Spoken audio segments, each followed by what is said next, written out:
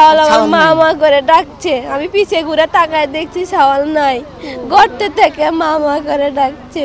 গর্ত প্রায় ৩০ হইতে ৩৫ ফুট গভীর। ওই গর্তটি পড়ে যায়গু ২ বছরের বাচ্চা শিশু সাজিদ। শিশুর উদ্ধারের চেষ্টা চালাইছার ফায়ার সার্ভিসের সদস্য হলে।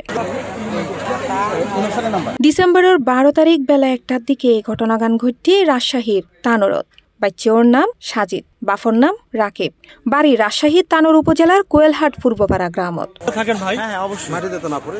মার মুকুট উগ্র ভিডিও হইতে শোনা যায় ২ বাচ্চার হুলর লই আসতো আসিল ও হঠাৎ তার এক বাচ্চা সাজিদুরে হুলতুন নামাই দিলে পিছন পিছন আসতো আসিল। পরে মা ডাকুনি ও পিছন ফিরে চাইলি দেখছে গর্তত পড়ে গিয়ে ২ শাওয়াল ২ কাকালে তুলিছি, পরে একটা নামাই দিছি, ওকে নামাই দিছি দিয়ে আমি সামনে হেঁটে গেছি। আমার পোলাটা পিছে পিছে যাচ্ছিল, যাতে লাগে পিছলা পড়ে গেছে। আমি পিছে ঘুরে তাকায় দেখছি শাওয়াল আমার মামা করে ডাকছে। আমি পিছে ঘুরে তাকায় দেখছি শাওয়াল নাই, গর্ত থেকে মামা করে ডাকছে।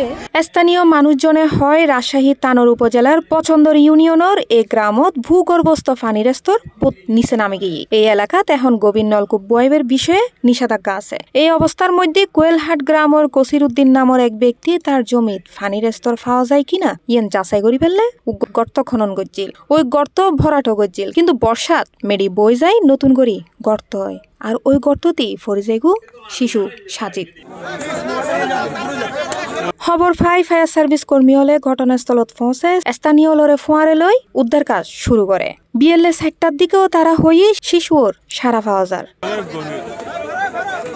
তানোর ফায়ার সার্ভিসের একজন কর্মকর্তা জানায় শিশুও জীবিত আছে কিনা ইয়েন নিশ্চিত ন।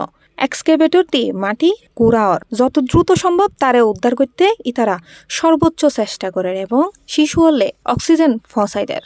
আমরা 2:30 দিকে আমরা সংবাদ পেয়েছি এখানে যে একটা শিশু একটা 6 ইঞ্চ একটা মানে পাইপের ভিতরে পড়ে গেছে। আমাদের সার্চ ভিশন ক্যামেরা দিয়ে আমরা দেখলাম বাচ্চাটার কি অবস্থা।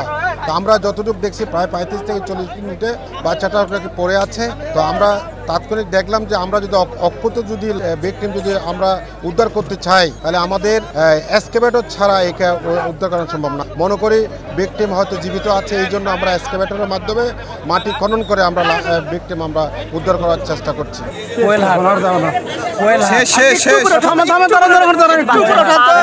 C+ TV Chittagong.